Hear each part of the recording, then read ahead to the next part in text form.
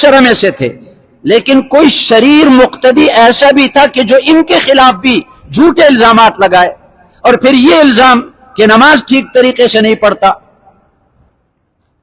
تو مقتدیوں میں ایسے شریر ہوتے ہیں، اماموں کو تنگ کرنے والے اور اماموں کے خلاف باتیں بنانے والے۔ اگر آپ کو کسی امام پر اعتراض ہے کہ اس میں کوئی شرعی عیب ہے، تو بڑے بڑے جامعات اور مدارس موجود ہیں، علماء موجود ہیں۔ بنوری ٹاؤن میں آپ چلے جائیں، دارالعلوم میں آپ چلے جائیں، علماء کے سامنے بات رکھیں کہ فلاں امام کے اندر یہ شرعی عیب ہے، کیا اس کے پیچھے نماز ہوتی ہے یا نہیں ہوتی؟ اگر انہوں نے فتویٰ دیا کہ اس کے پیچھے نماز نہیں ہوتی، پھر آپ اس کو معزول کر کے دوسرا امام رکھ دیں۔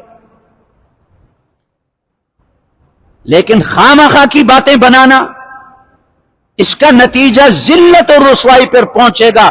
جو اپنے اماموں کو تنگ کرتے ہیں، جو اپنے اماموں کے خلاف باتیں بناتے ہیں، یاد رکھیں یہ پکی بات ہے، وہ دنیا میں ذلیل اور رسوا ہوں گے، دنیا میں ذلیل اور رسوا ہوں گے، بھیک مانگیں گے، بھکاری بنیں گے۔ اب یہ اعتراض کہ امام صاحب کو نماز سے 5 منٹ پہلے آنا چاہیے، تم دیر سے کیوں آئے؟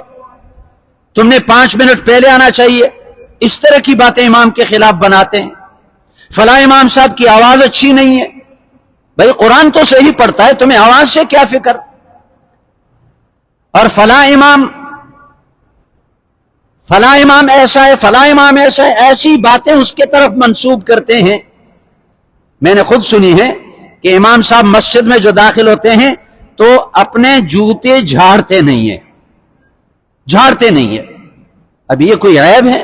بھئی اگر پاک زمین پر آیا تو جوتے جھاڑنے کی کیا ضرورت ہے؟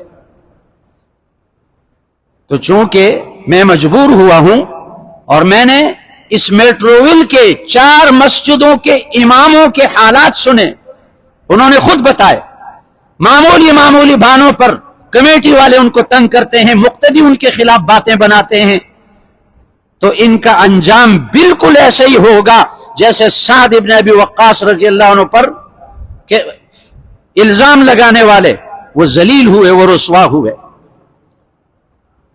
اور یاد رکھیں جو اپنے اماموں کے خلاف باتیں بناتے ہیں جھوٹی، وہ اگر اس امام کے پیچھے نماز پڑھیں تو اس کی نماز مقبول نہیں ہو